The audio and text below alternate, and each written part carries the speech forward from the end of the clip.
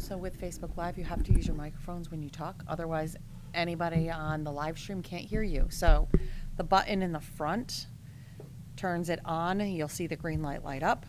To shut it off, you just hit that button again and it will shut off, okay? So this is Mary Colorio, Town Manager. I will call the meeting to order at 6 p.m. Roll call. Ashley, have you taken attendance? I have. Perfect. I have. So citizen statements, petitions, I will open up for any public comment. I see no one in the room, so there's nobody in public comment for the room. And we have one of our members that are joining us remotely. Who do we have on remote? Hi, it's Joe Markley. Hi, Joe. Thanks for joining us. And we did not receive any public comment in the town manager's office for this meeting. So every meeting we allow public comment to be received via email or dropped off here at the town hall. They have to just drop it off or email it to us before 2 p.m. that day so we can make sure we can copy it for all of you and get it posted on the website. But none of that was received at this point. So we don't have any public comment for this meeting. You have obviously no approval of minutes because this is your first meeting. Welcome aboard. And thank you for volunteering for this.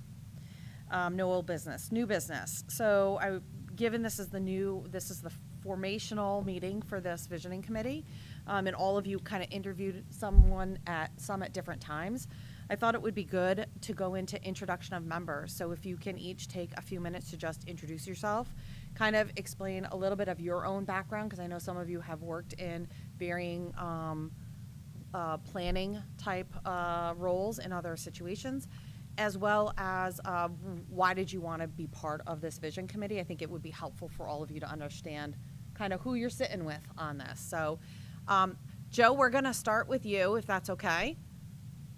Sure. I usually when I'm remote, I go last, so this is exciting. All right. So hi everyone, Joe Markley. I am not quite a lifelong Killingly resident, but I was born in Putnam in Day Kimmel Hospital many moons ago. Went to Killingly High School. Went to UConn for undergrad and grad. I lived in Hartford and Boston and New York City and Miami. And my wife and I, when we got together, we kind of talked about where we wanted to live, and we chose Killingly. My parents are still in town. My brother and his family are still in town. A lot of my friends that I grew up with are still around here. We love this area. My daughter goes to St. James School. She's just finishing up first grade. So that's where I went. That's where my dad went. So we have a lot of ties to this local community. And I saw the ad in the Turnpike Buyer of all places for the Vision Committee and just thought that given my background, planning and analytics background, accounting and finance, I deployed a couple different planning solutions over the years. I now work as a solution consultant for Workday, working with some of the largest companies in the world on planning, budgeting, forecasting, reporting, and analytics. So that's kind of what I do for a living. So I thought this would be a good fit and decided to apply, and here we are. Thank you, Joe. Thank you, Cody, for joining us. Richard, if you want to begin. Hi, I'm Richard Weinberg, and like Joe, I also found about the Vision Committee in the Turnpike Buyer. I know there are other papers. My background, well, first, I am only a 3.5-year resident in Killingly, and we like it. We moved here from Providence, and we chose it because it seemed to be very convenient. A lot of the amenities that we're used to were easier to get to in this town, and we moved. We made some improvements to our house. We're over on State Avenue, and we have an empty nest, which is one of the reasons we moved. We wanted to downsize. We wanted to be on this committee because my background also kind of parallels certain things that are taking place here. I have a degree in architecture, not quite an MBA, but multiple classes until I started to work up for a construction company in Medford. And I worked for the Department of Planning, the City of Providence, and have worked on a lot of different public projects this one is particularly unique. Because in the past, when we were at the Department of Planning, we have a whole library filled with plans and visions that the minute they're written, it's as if they just go into archives. And I'd like to see something different here.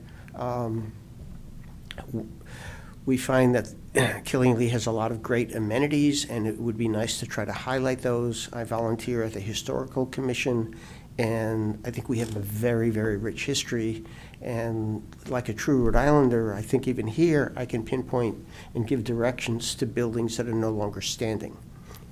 And so that's kind of fun. So I do think we have a fantastic opportunity, a good base to build upon, and I'd like to see where it goes from there. Thank you. Fred? Hi, I'm Fred Ruhlman. I didn't grow up in the local area.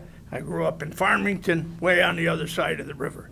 But I've been in town 35 years. I like a lot of the rural aspects of the town.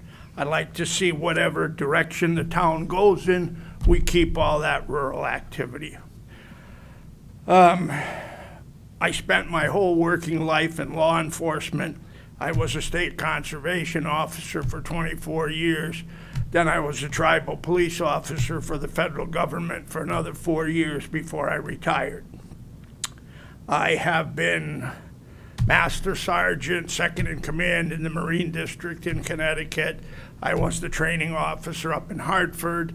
When I went to the Mohegans, because that's where the tribal police sent me, I was the training officer in Mohegan before I left. I would like to see this committee really put together a nice package for the town. There are a lot of things that we could do to improve the Killingly Business Association connection with the Recreation Department. There's a lot of beautiful rural land still in this town that needs to be preserved. In my opinion, we need to provide more outdoor recreation for young people in this community. So that's why I'm here. Thank you, Fred. Jonathan? Hi, I'm John Chapman. I'm the pastor of Westfield Church, just down the road here. I moved here 12 years ago. Never heard of Killingly before then, but found a job and rode up here from Atlanta. It was a terrible 2-day drive through New York. I will never do it again. So I guess you are stuck with me. I am here. I didn't know what to expect when I moved up here. There's a very particular perception of what New Englanders are like when you're from the South. And I was expecting to find a bunch of sort of crusty folks, and I did. But once I broke through to them, what I found was fierce loyalty and generosity and kindness and presence of folks. So one of the great gifts of my congregation is that they see me not just as their pastor, but kind of as the town's pastor in a lot of ways. I've worked with Parks and Rec on a number of event planning committees, the Tomato Festival, Springtime Fest, all kinds of stuff like that, while overseeing the restoration of Westfield. I'm definitely like a dreamer and a marketing guy, so communications is my angle. So as far as details, probably not for me, but telling people about it, I can do that pretty well. Yeah, excited to be here. Thank you. Glenn? So my name's Glenn Archambault. I moved here from Rhode Island, not too far away from Providence, about 13 years ago, to the Dayville area. And my family and I recently just moved over to Broad Street to meet sidewalks again. I missed having sidewalks when I was in Dayville. We kind of moved here. The motivation for moving here was really around, we just saw such great value. It reminded me of the town I grew up in Rhode Island, which unfortunately I think over time, grew at such a rate that it became more of a community for people living in Boston to sleep at night. And it just lost a little bit of that family and community kind of cohesion. So we haven't regretted making this move at all. It's really been a good opportunity in terms of the education of my kids, making lifelong friends.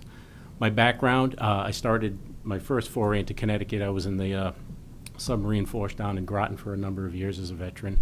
Then I moved over into a project management role in the financial services and wealth management working for a number of financial institutions and banks over the years, kind of helping them manage change, introduce new products, ways to better service customers, things of that nature. That's pretty much me. Thank you. Ted? Hi, everybody. I'm Ted. As I was telling other folks earlier, right, I've been here since October, so very new to the area. I moved here from Webster. Before Webster, I was in Vermont, southern Vermont, so I've been bouncing around. I saw this ad to apply for this position on the town's website. Actually, I think I was paying my water or sewer bill or something of that nature, and I saw this, and I just thought this was a good opportunity to get involved. Small business owner, I own my own private practice, outpatient therapist.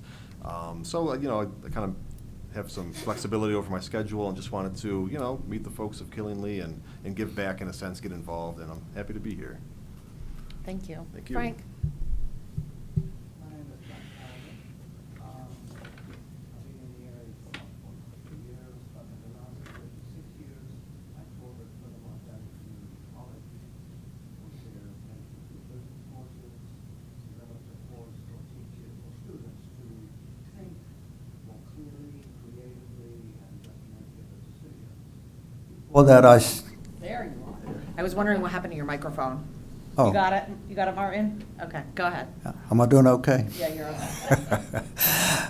Before that, I worked for Union Carbide for about 5 years, doing strategic planning, long-term, same kind of stuff here, over there. Got an MBA there for QV. I got a doctorate in education. And before that, I worked in basically construction finance, in something you don't have in this country. I'm from South Africa originally, and it is a certain job. It's called a quantity surveyor. They do all the building finance for company, not the architects. They don't do it. Anyway, so I've been here a while. I got interested in various things. I've volunteered, and I'm with the Killingly Historical Society. I work with Learning and Retirement. That's a great organization at the moment, doing a lot of things like that. But my interest in this actually started a good 3-4 years ago, roughly, when I actually made a small presentation to the council and said, folks, you need to plan ahead. I would suggest to you a vision committee, and politics being what it is, slowly but surely it came about, because I think the town has great possibilities, and I'm thinking about them together, all of us. I think we can come up with something good. Thank you. Thank you, Frank. Cody, welcome aboard. If you can just tell us a little bit about yourself, your background, and why you were looking to be part of this. Yeah. Hello, everyone. My name is Cody Willets. I'm a husband. I'm a father. I grew up in New England, Northeast Connecticut, my whole life. I'm a New England native, specifically the Quiet Corner. Bounced around through a couple towns. And I got interested in the Vision Committee through Facebook, actually. It was perfect timing, it seemed, because I was starting to feel a burning desire, a sense of duty to kind of get involved with the town that my children are growing up in. And I wasn't entirely sure how to get involved on the boards or anything. And this opportunity just kind of popped up, and I said yes. So here I am. Thank you so much. So for all of you, I'm Mary Clory. I'm the town manager. I will be exiting as the town manager here in a couple of days. But I will say I'm grateful for the opportunity to be here for your first meeting and kickoff. I think this is a really important work for the town. With me is Buddy Conroy. He has been he's going to be your acting town manager starting on Tuesday. So go easy on him. Okay, he's a really good guy. But so Buddy will be here, and he will likely, he might attend some of your meetings and things like that. By charter, the town manager can participate in these meetings, with no vote, right? So the town manager doesn't have vote, but we do have a participating position in the meetings. Again, we've heard loud and clear from, the council and from the, some of the citizens that they really would prefer staff not participating. But again, we're here just as support mechanism. And then lastly, you need a recording secretary. You need somebody keeping track of what's going on in your meetings and posting those meetings and those agendas, and that's Ashley. So Ashley you'll be seeing her in your inbox, right, when she emails you to coordinate your meetings or any of your special meetings and stuff like that. She will be the one that will be posting all of your agendas and all of your minutes to make sure that they are in with the town clerk. So that's kind of your town support team, if you will. So the next item we have is discussion of rules and procedures.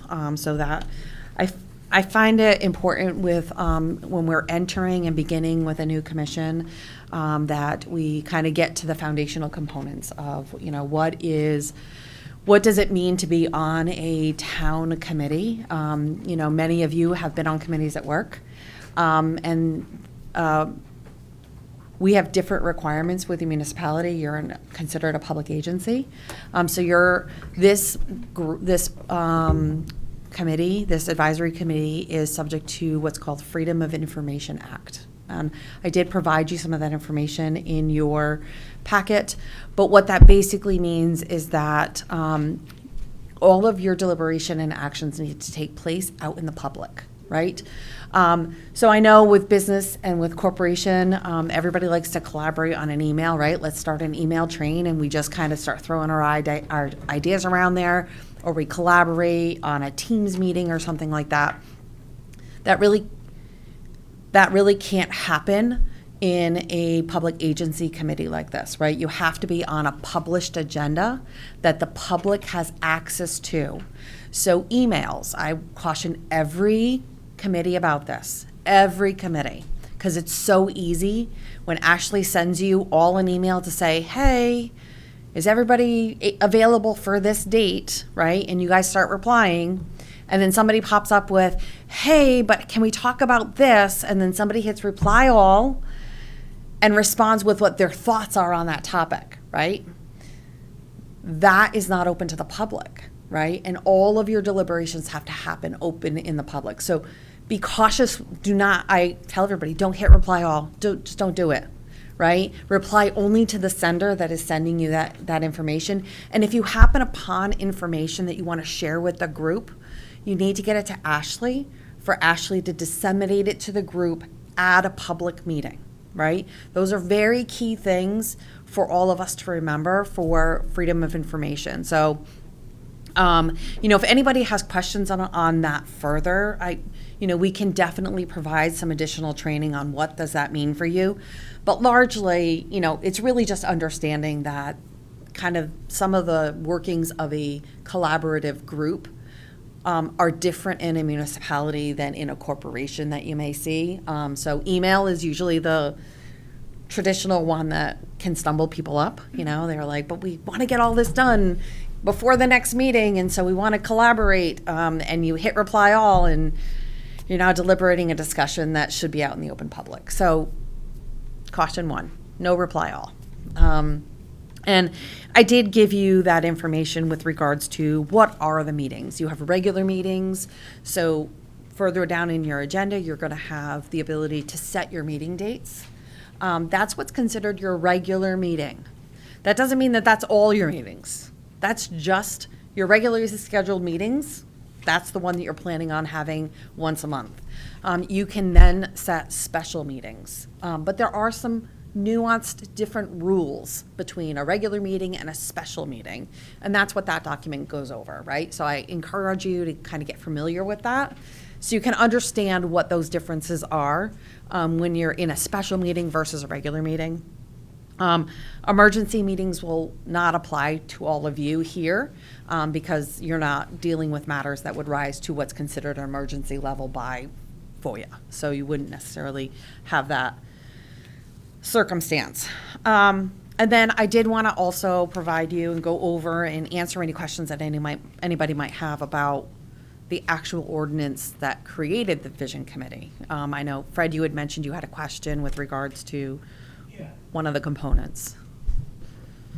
Under, excuse me, under duties, section C, it says neither the commission nor any of its members shall give directives to the town manager or their administrative staff, either publicly or privately. I want a little clarification on that, because if I want to send something to Ashley, am I not sending her a directive to send out to everybody? Yeah, and that's a great point to make. So yes, you would send information to them, but what this is saying is that you can't come to the town manager and say, you have to purchase X from Y, right? Gotcha. You have to perform this duty this way, right? That's the directives, right? You can't go up to any of the other staff and say, you know, planning, zoning officer, I don't want you to do this, right? Okay. Those are directives, and this committee, none of the members of this committee, either collectively or independently, have the authority to do that. Okay. That being said, the town manager can assist with, you guys are doing, you're brainstorming around certain things and you want to find out, you know, what are other towns doing? This committee is really viewed as a working group, right? Which means the in-between times, if you're like, we want to find out what other towns are doing, you all can do some of that research, send it over to Ashley. But if it's like, we need to get these brochures done, we need help putting that together, the town manager and Ashley work together, right? On being able to help produce some of that work for you so you can review it at your next meeting, right? So just, you know, it's not, you can't give that authoritative direction on how to execute.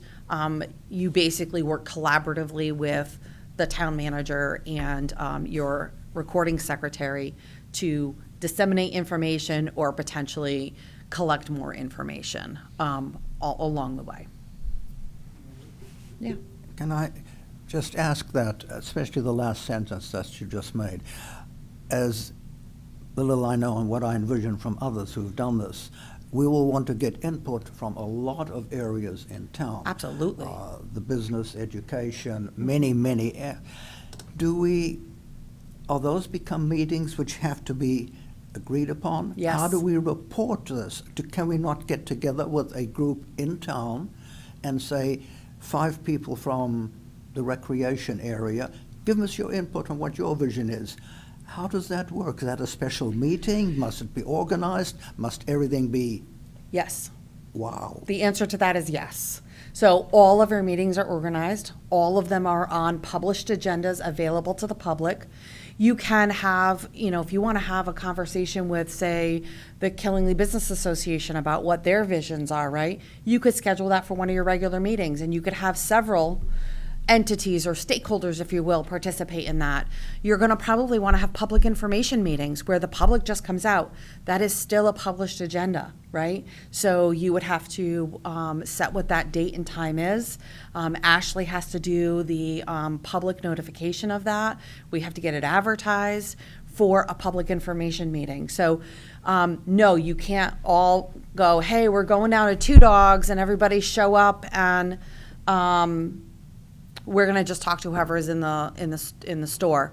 That's considered a full committee meeting. Now, that there's quorum requirements, right? So if there are, you know, this is a 9-member commission, so 5 of you in one setting makes a quorum. That means you can act. You can deliberate, and you can act on an item with 5 people. That's the threshold for having a meeting. Okay, so when you're having this meeting, right, your regular meetings, if 5 of you are not present or virtual, you can't hold a meeting. You can't do anything. You can't discuss with people. Even if you have no action items, you can't do anything. So if you only have 4, the only thing you can do is work on getting a quorum, which getting a 5th person here or online, right? That's the only thing you can do. But say you guys want to do a public information. The council is doing this right now with Coffee with a Council. 2 of them, or 3 at the most, go to Two Dogs and they talk to the public, right? That's not a quorum. right? So they are allowed to do that without it being a published agenda or a public meeting, because they are not a quorum, so they are not speaking as the body of the council, because they are not a quorum. They are a small subset. Can I get a clarification on that? Sure. Suppose 2 or 3 of us wanted to go to a Killingly Business Association meeting. Yeah. Can we talk to them? Yes. It's not a special meeting. Nope. It's not a regular meeting. Correct, because it's not a quorum, so it's not 5 of you. It's a small subset of you, and you're just going to talk to them. You're gathering information. You're not deliberating on a topic. You're Okay. gathering information that eventually you're probably going to present to the whole group. Right? Well, you know, you're looking. That's what you can do. You're looking at how many meetings on this list. With all that we need to do, if we can't go out and talk to people, we're not going to get it done. Agreed, and that's why I think it's important to understand that, you know, when you are wanting to talk to the group as a whole, like you want to have Killingly Business Association, you know, if 2 or 3 of you go to a Killingly Business Association meeting, that's great. However, I would say that they are a large stakeholder in this community. You probably want to have them come to one of your meetings, where the entire group has a conversation with them, Yeah, right? absolutely. So it's also about having those key stakeholders participate in your meeting, so that way collectively all of you can have that interaction with them and collaboration with them in order to incorporate those visions, right? It's also good for this group to have somebody, you know, attend one of like KBA's meetings, because I'm sure KBA is going to want updates. What's the vision committee doing, right? There's no requirement for you guys to do that, right? But that may be a way for you to bring more information back, you know, in between those stakeholder meetings. So that's why I say what you see here for the list of meetings is what is kind of what's considered the standard schedule for regular meetings for a commission. One night a month. Given what you guys are working on, you're going to do more than that, which means you're going to have special meetings. We're not going to set a slate of special meetings because that's going to shift and move, right? Like you may need 3 special meetings in 1 month and maybe only 1 in another month, right? Depends on what you're working on and how many interactions or how many other stakeholders you're trying to meet with, what goals you're working on at that time, right? So understanding those parameters around that is important. Mary, could I have one further clarification Sure. on that? If, as you're suggesting, Fred, we go out 2 or 3 people and we get information from, I don't know, the recreation department, different people involved, do we then present that here at our big meeting, or do we have to channel that through Ashley to say this is what we found out, or do we later pull this together? Yeah, so what I would say, you know, that really kind of is going to depend on this group here, on how you want to receive that information.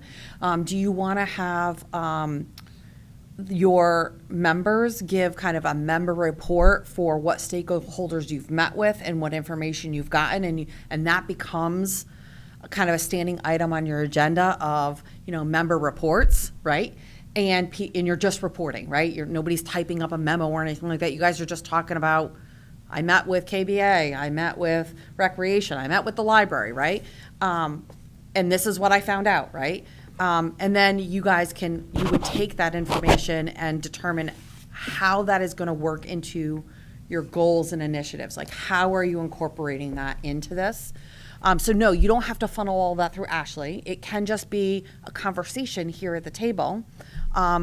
But if it's something more robust, perhaps the group wants to get the information before the meeting, digest it a bit, to be able to then have a conversation about it. So if one of the topics might be, you know, getting, you know, ideas of community long-term goals and initiatives of what other communities have done, right? You're really pulling samples of things, right? And that is a good thing to funnel to Ashley, because then we can make copies of all that stuff and we can have it here so people can all look at it, right? When you want your fellow commission members to be looking at something, it's a lot easier for her to have made the copies and we hand it all out and it goes out with the packet so the public knows what you're also looking at, right? But if it's just a verbal, like, hey, I attended the KBA and, the Killenly Business Association, and this is, some information that I gathered, that can just be, you can just have an item on your agenda that's member reports. One more farther, following up on this. Suppose that 3 of us go, like I say, to the Killingley Business Association. In our conversation with them, the business association either wants to come here or wants to have all of us come to one of their meetings. Is that something I would send to her, to have her email Yes. so we could all go to that meeting? Yes, so she will be your coordinator. All right. Right? okay. So when you want stakeholders to come to your meeting, or your stakeholders want you to go to them, she coordinates all those meetings for you guys. She'll make sure that there's enough members of your group to make a quorum, so you can actually hold a meeting. She will also make sure that, all the public notifications have gone out about it. So, we are required to have those posted in our town clerk's office in the appropriate timing. So she will do all that. So she is your coordinator for all of that. Does that make sense? Okay. Any other questions about organization? You're going to have a lot, and that's okay. As you go along, you're going to be like, I didn't read that way. It's okay. You can funnel them through Buddy. But, another thing that and also know that our legal team is very, very willing to come in and do any additional training to understand, like, are we misstepping on some of this stuff? They are more than willing to come in and help better understand some of that stuff if you need to. But I will say, because this is an advisory committee, you guys aren't making any final rulings on anything. You're not a regulatory body, right? You're not an oversight body to any applications or any departments or anything like that. There's not, there's not as many rules that you're likely to potentially hit for misstepping on, right? Like, it's really basically make sure she knows when you all want to get together for a meeting, and she can get it posted properly, right? And don't call her the day of and say, we want to have a meeting tonight. She'll tell you no every time. She'll say, nope, sorry, we can do it tomorrow, but not tonight, right? So just know that, right? So that's really those things. The next 2 items that we have on your agenda is about setting who is going to be your chairperson and your vice chairperson. So I kind of wanted to talk through that a little bit. It sounds like, a lot of you have held some of those roles with regards to working in corporate business land, but I just figured I would touch base on that before you actually get into the action. So if anybody gets nominated or you decide to sign yourself up, you know what you're getting into.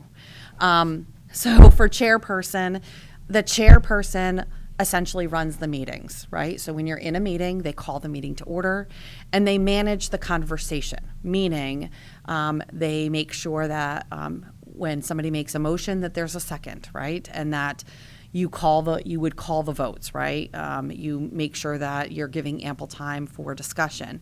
And you basically manage those motions. You all got a copy, and I'll hold yours up. Robert's Rules, our favorite thing. So Robert's Rules, I will say, the Cliff Note versions go right to the middle, and it tells you how to make motions and how to how to navigate, right?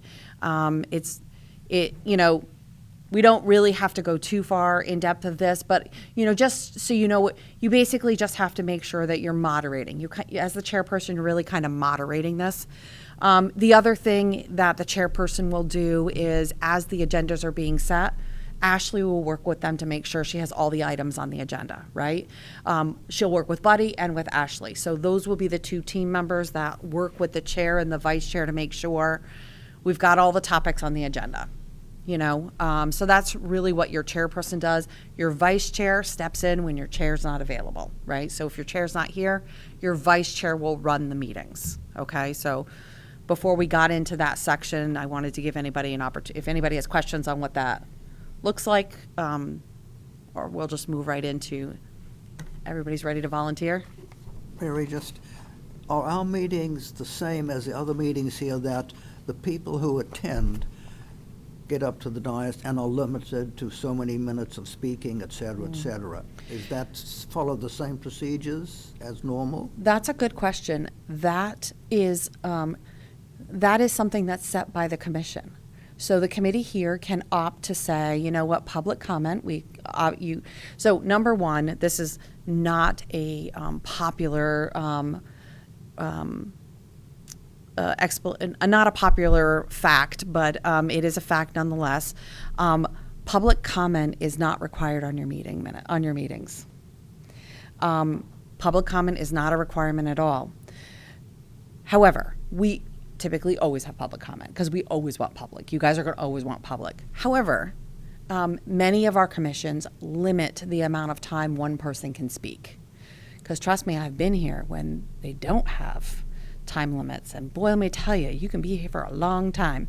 So that's developed in a true formal rules and procedures.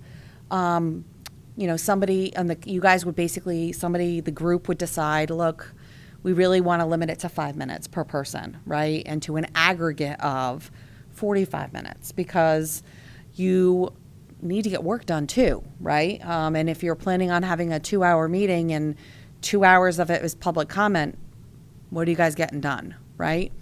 So it does give expectation and parameters for your public. Still allow, 5 minutes is a long time to actually talk. I will tell you that. You know that. 5 minutes is a long time to talk.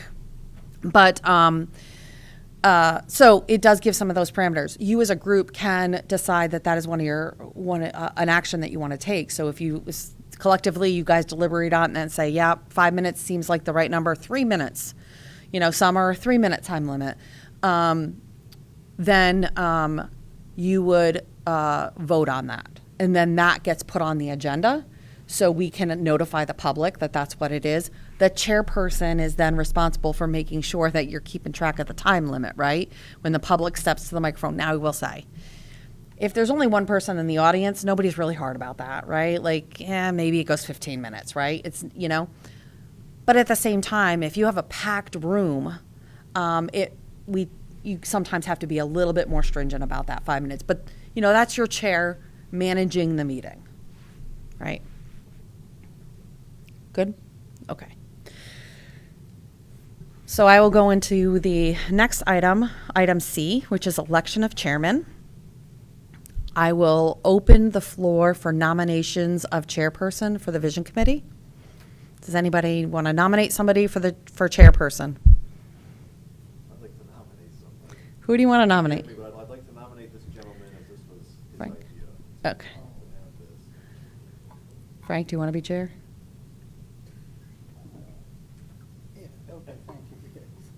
Well, I always like to ask before. No, okay. Yes, I would do that. to the Okay, best of my you'd be willing to ability, accept the yes. nomination? Yes, Okay. thank- Is there any well, second on that nomination? Fred, I'll take Fred as the I'll second. second that.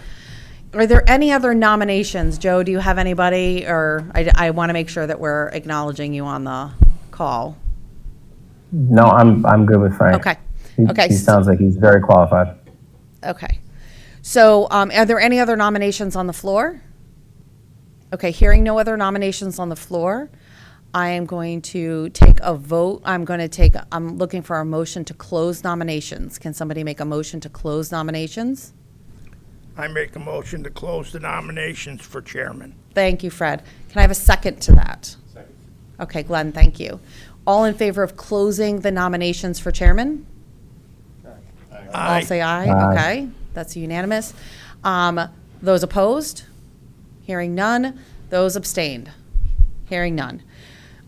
We will then go to vote for Frank Ellman as chairman of the Vision Committee. All those in favor say aye. Aye. Aye. Any opposed? Any abstentions? Unanimous. Frank, welcome aboard. I will walk, if you would like me to, I will walk through the election of the vice chair, and then the meeting turns over to you, or do you want to take the vice chair? Yeah.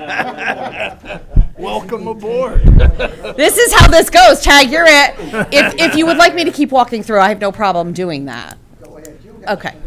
Okay, that's fine. See, you got to be, as I tried to give everybody time to warm up to what are they signing up for first. Okay. So now we are going to take nominations for vice chairman. So do I have any nominations for vice chairman of the Vision Committee?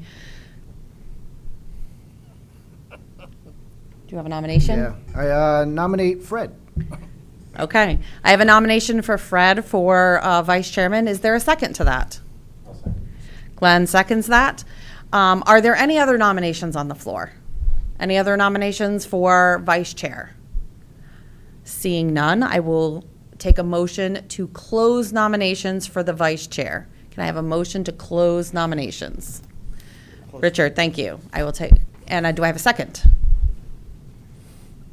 Glenn. Okay, so all those in favor of closing nominations for the vice chair, please say aye. Any? Aye. Thank you. Any noes? Any abstentions? None. So we are closed nominations. So we will vote on Fred Rudeman for the vice chair position of the Vision Committee. All those in favor say aye. Aye. All those opposed? Any abstentions? Fred's going to abstain. So it carries, your vice chair. Congratulations. You better not get sick. Yeah, right.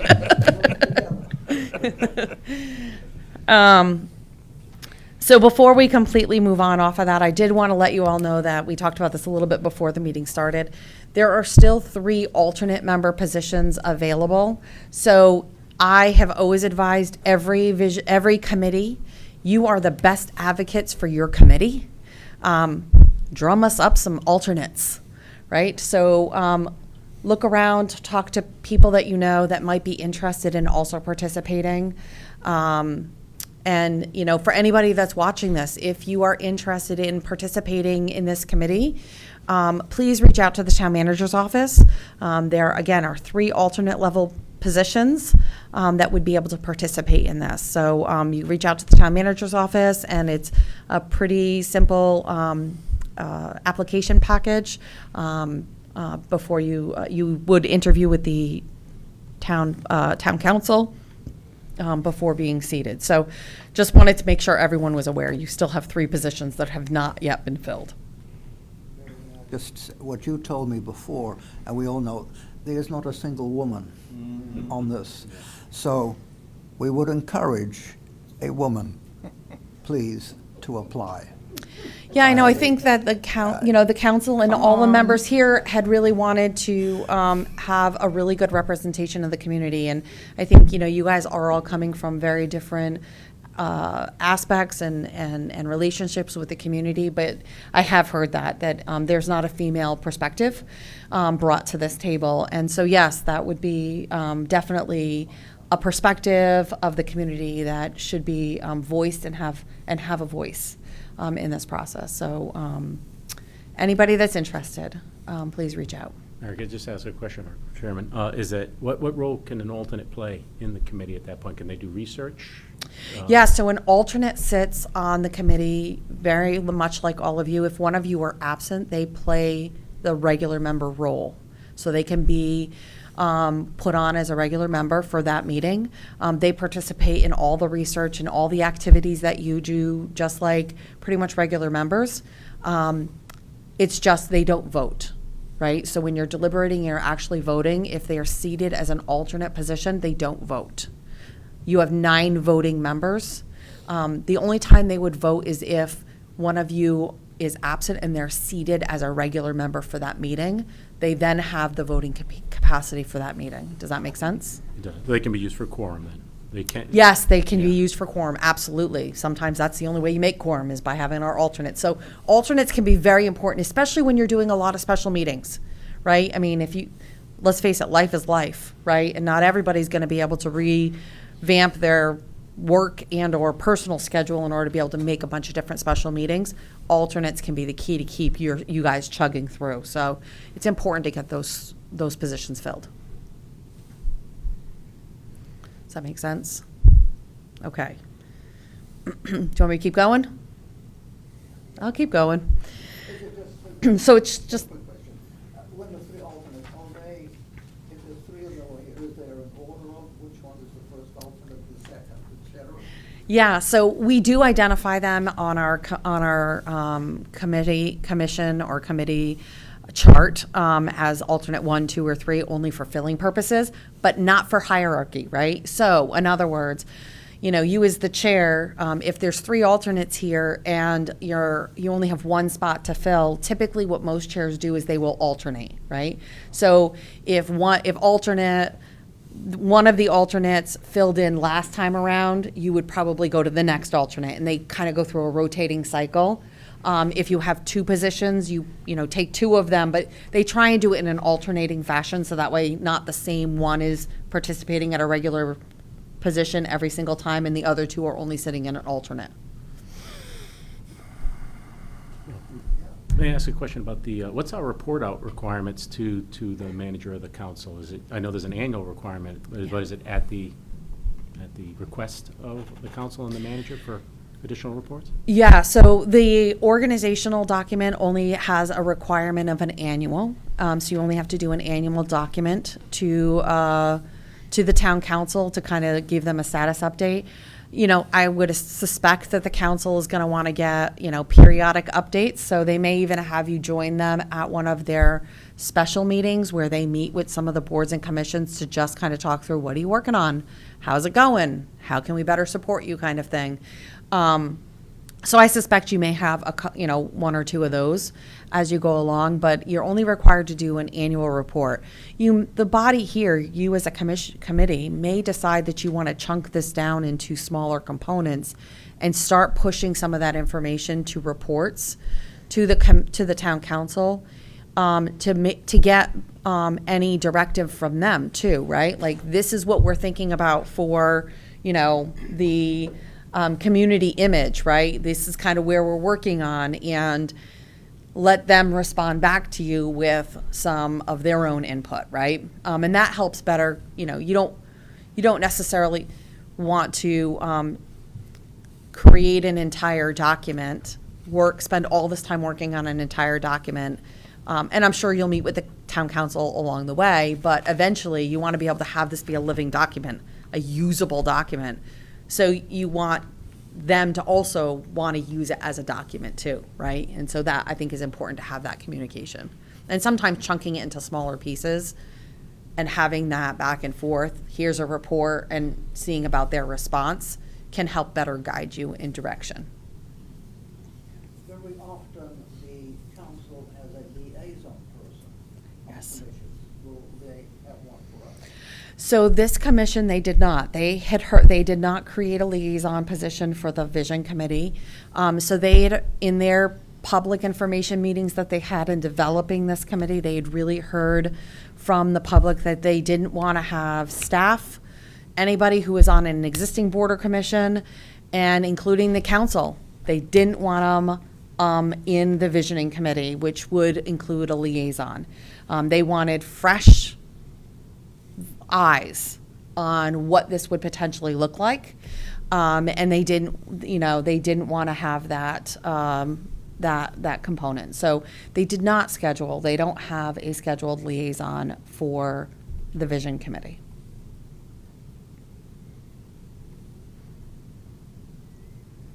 And that's why Donna can't participate as a member. I know it. I know. I saw you say, "Come on."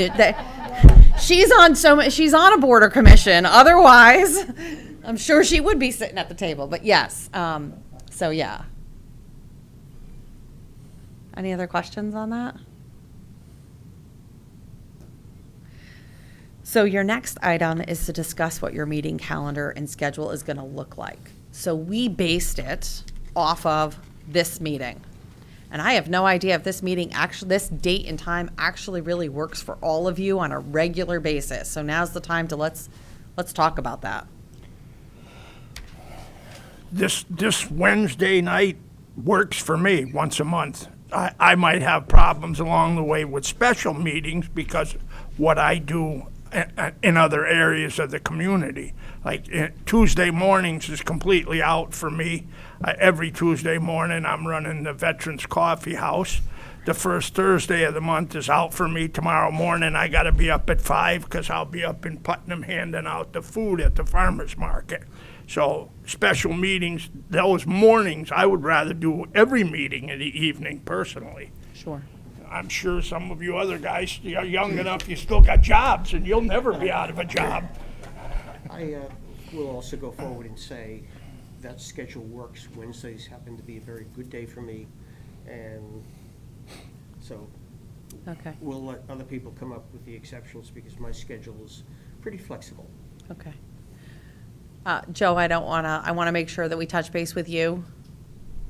Yeah, and this is as good a time as any for me, to be Okay. honest. I software sales, so I travel for work. So sometimes I'm in Killingly, sometimes I'm in California. So it's going to depend on the week. So I just assume pick Wednesday night. That works. Okay, okay. Anybody else have comments on this one? Is this something that's doable? Okay, and I will say this Wednesday evening, on the building's calendar, this room is always usually available. So it's a pretty good date for us, and we have the capability to live stream. So, yes. On the, like I talked about earlier, where several of us would get together and go, not a meeting, but just like a fact-finding thing. Yeah. We would go to, say, the rec department, business association, wherever. Those can be at the discretion of whenever the people can get together. Is that correct? Absolutely. You guys just coordinate on your own for that. And that's, not a big deal. And, if you are looking to meet with, like two of you want to meet with one of the departments, I would recommend that you coordinate with Ashley just to make sure she can get the department available for you guys as well, But- right? I mean, that's not a meeting. And it has to be less than 5. Absolutely less Okay, than all 5. right, okay. And while 5 is your quorum, freedom of information has, the commission has we've been seeing action that they have taken where it wasn't a quorum, it was just under a quorum, and they ended up deeming it still a meeting. So, when it comes to those fact-finding things, like with the coffee with the council, we really try and keep it to 2 council members, right? Okay. Because then it is, definitely not a perception that they can act as a body of, right? So, try and it's easier to coordinate too when it's only 2 of you, not, 4 of you. But just try and keep it small if you're going to do those fact-finding missions. Yeah, okay. Yep, absolutely. So with that, you have a schedule, item 6E, we had a schedule for that. 6 PM on the last Wednesday of each month. Those dates are all included in your packet. So I'm looking for a motion to adopt your meeting calendar as presented. Can I have somebody make that motion? Jonathan, I will take your motion. Any second to that? I'll second that. Richard, thank you. So all those in favor of the meeting calendar as presented, please say aye. Aye. Aye. Aye. Okay. Any opposed? I don't know who that 401 number is. Who's our caller on right now?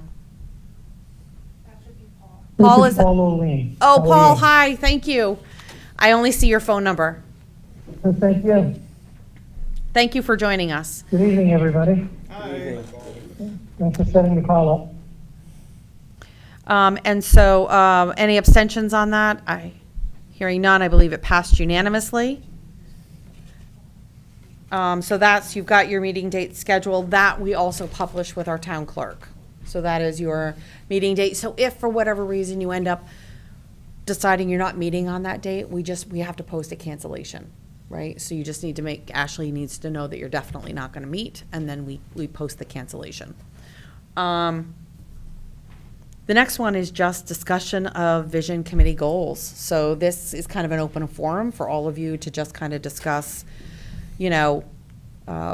any specific goals that you guys want to work on, or just, where do you guys want to start going in? One of the other components that I did give you, I apologize, I keep talking, And I'm gonna pick up your paper again, I'm sorry.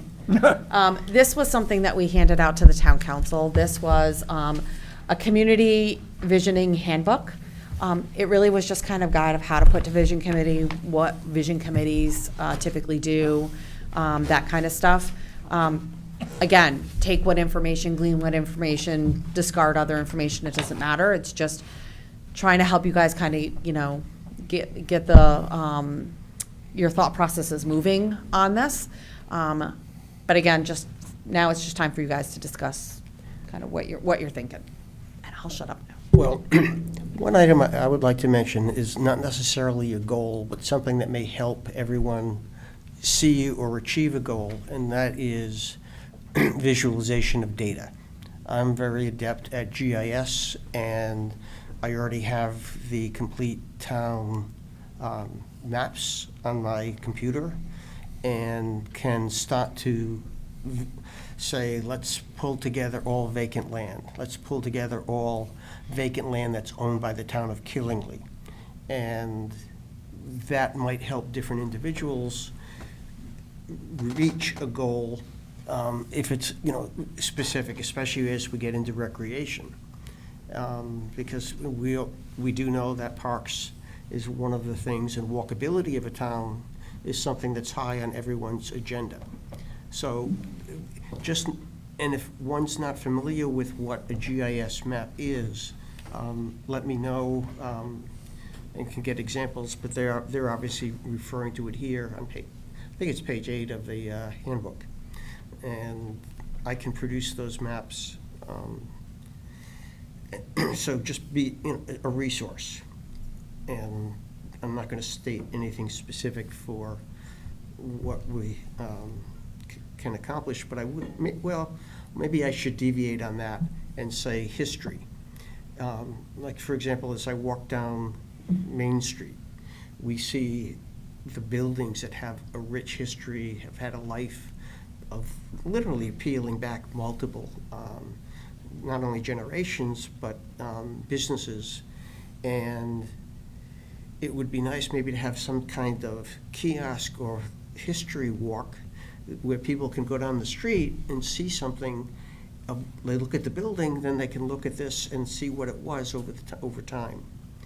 And and of course, I think one of the meetings somebody had mentioned QR codes. If you want to research more, they could click on a QR code on that kiosk. But I do think we should try to focus somehow, and I've heard this on the outside, that history is something we want to bring forward, and it's not just because I'm working at the Historical Commission.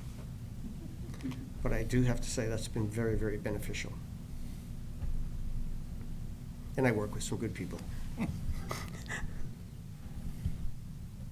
I will say when I interviewed for this process as well, one of the things I had spoke to, I think, was like engaging our young people in town and kind of how do we do that. I'd like to see a commission of young people, our high schoolers, things like that, that perhaps could kind of provide feedback and what they would like to see. They'll be here long after we're gone, right, for most of us. So I think it'd be wise to engage them in some way and just see, what is it that's, because, again, they don't have voting powers. They typically don't attend things like this. I doubt any of them are watching this right now, but we should, I think just seek to engage them when we can.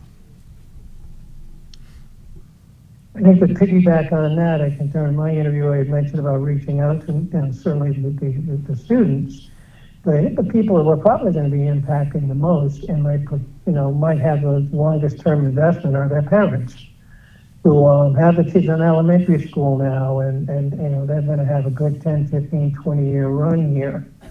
I do think that they would be, and then utilizing certainly the database of the school system itself to reach those folks, because I do think, I heard a lot of good interviews talking about reaching out to the community and having them guide us as much as us guiding ourselves, and I do think that, that first step being the students, the second step being the parents is going to be really critical in terms of how we succeed.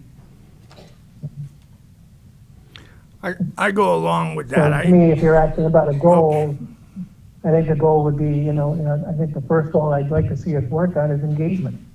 How do we establish that engagement with the community? I'm sorry to cut you off. No, that's all right. I raised 3 children in this town. There's not enough for children in this town. How do you keep your kids out of trouble? You get them something to keep them occupied that doesn't let them hang out on the street corner and get in trouble. So one of the things I would like to see here is more for the kids. You know, my kids are all grown up, but there's a lot of young kids. I got a 10-year-old granddaughter in this town now. You know, I want something for her. Ted, when you made that announcement that you wanted to try to direct it towards young people, that resonated at the first, well, I won't say the first meeting, when you were interviewed, and I thought that stood out and was a very worthy goal. Just kind of. Following what you folks are all saying about the engagement, perhaps our next meeting, we should start being creative and come up with, here's a group we should speak to, here's another group we should speak to, and slowly pull together the list of the constituents in town that we really need to get information from. And there's different ways. Being teacher, I wouldn't be surprised. Have a team, people write them down as we go along, you know, we could see. Then we can start dividing those up amongst the people, 2 to 3 people. How about you do this group? How about you do this group? And slowly pull it in. So I would suggest for the next meeting, that be number 1. Who do we want to engage to? Let's get a list of all the possibilities. That doesn't mean we cannot add more later as we think about it, but at least to get started. Fred? I think that's a perfectly good idea, but I also think it shouldn't be just groups in this town.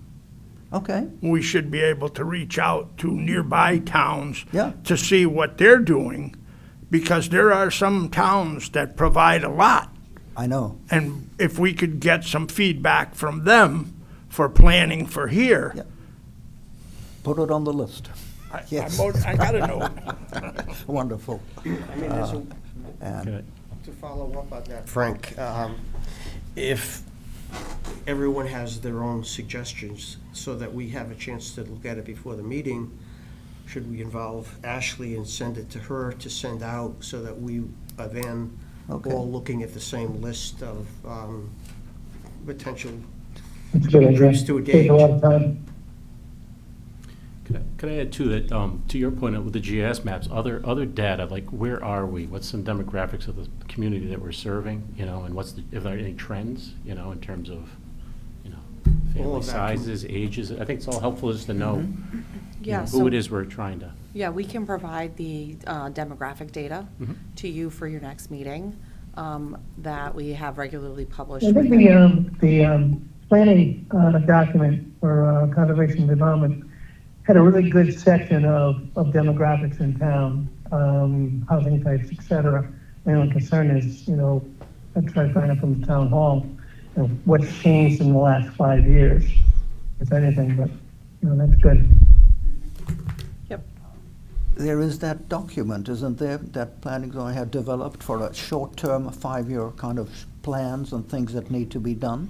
So the Plan of Conservation and Development, Yes. that is developed, and that does have short-term and mid-year, and mid-period, and long-term goals. That covers a number of different aspects of the community, not just demographics, but, you know, it covers a lot of, you know, it covers conservation, it covers growth, it covers recreation, it covers a lot of it, and I would recommend that all of you get familiar with that, because one of the things you don't want to do is try and, you know, you don't want to basically be trying to reduplicate the plan of conservation and development, like that's already been worked on, and that's a task and a requirement of our Planning and Zoning Commission. But they do a lot of community engagement in the development of that. So they run informational meetings and things like that in order to be able to garner all that. They meet with a lot of the commissions in order to get that information and basically compile that data. So, I mean, that does provide a wealth of knowledge of information. You can look at the last couple of plans of conservation and development to kind of see where we were and where we've come to, you know, from a historical perspective. How has those visions changed in those different areas over the past, 30 years? That could be an avenue. Where is that available? The Conservation and Development Plan, the current one, is available online. It is a hefty document. We can definitely print all of you a copy of it and put it in a binder, because it is a bit unruly, I will say. It's a good-sized document.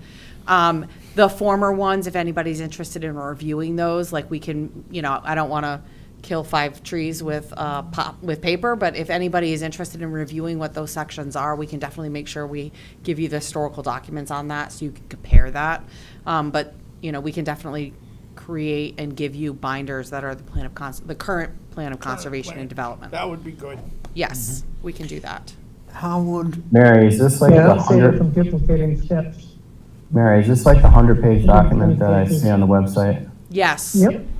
Got it. Okay. Yeah, and it has a lot of additional links And it's, to maps and things. Okay. we are not working, are we working in tandem with them? How does what they are doing and suggesting go with what we are doing? How do those two go together? Yeah, that's, so that is definitely something to really begin to kind of wrap your arms around. And some of like the community visioning handbook kind of can help you understand that differences. Another avenue that the committee may want to consider, and I've recommended this before, is to potentially, ask the council to bring in a consultant just to help you better guide. We don't want to duplicate the plan of conservation and development. How can we work alongside it? And they've worked with a lot of communities. Doesn't mean that you have to have them here for every meeting, but can help you at least kind of talk through, our concerns. I have not done a visioning committee with the municipality. Not a lot of municipalities do this. And so it may be beneficial to get that outside perspective of, what has worked in other communities to engage different demographics of their population, right? As well as, how do we not duplicate efforts for something that our Planning and Zoning Commission or our, other commissions within our town have already developed plans for? You don't need to reduplicate that. So, that may make a lot of sense to have just even, a meeting that you bring somebody on to ask these questions. Like, how do we manage this? How do we keep ourselves from spinning wheels on something that already has a plan that maybe we can incorporate into ours to make it more actionable, right? To further develop actionable items within it, but without recreating that. Is there finance available to pay for a consultant? So in the upcoming in the proposed budget, there is $5,000 allocated for this commission, temporary commission, which is covering the secretary, the recording secretary, and your AV work, right? And any advertising that has to happen, right? So when you want to put something in the Turnpike Buyer or, Norwich Bulletin, that's where that comes from. So it would be an additional ask, and it could potentially come from the town's contingency line, depending on what the cost would be. And again, you guys would want to really determine what your scope is. Like, how much are you looking for a consultant to assist? I can leave some contacts that I had with some agencies that do that. And we could get pricing so we'd know kind of what we're looking at. And I have talked to them in the past, but not knowing what this body really wants to, how much you want to engage with that. The pricing, it can go up pretty quick, pretty fast if you want them to run meetings and run, surveys and all that kind of stuff. That price can go up. But if it's, hey, we want you to come in for a meeting virtually to talk to us about how do we not duplicate efforts with other things that have been done in the town, that's a way different ask. So, again, the group's, ideas around that.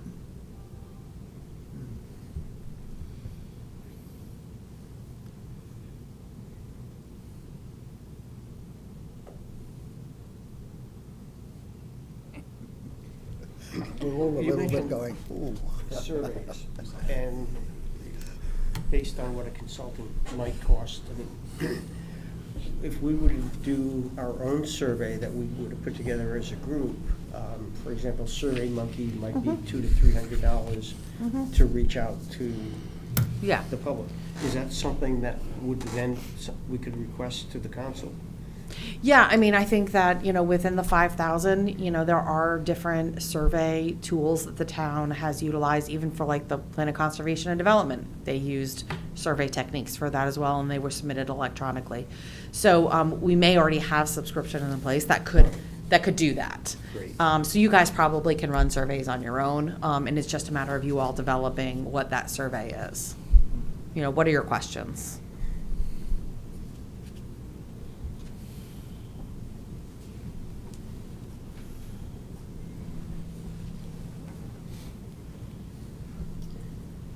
So I heard some good conversation around what you want to see on your next agenda for talking points. So Ashley, you've got those written in, so we can start developing that agenda for your next time around. Is there any other, topics or initial starting points that you want to have for discussion on your next agenda, so we can start kind of filling that up? Each of us can communicate with Ashley and say, could you put this on the agenda, right? Yes, I will say that that can become unruly really quickly, right?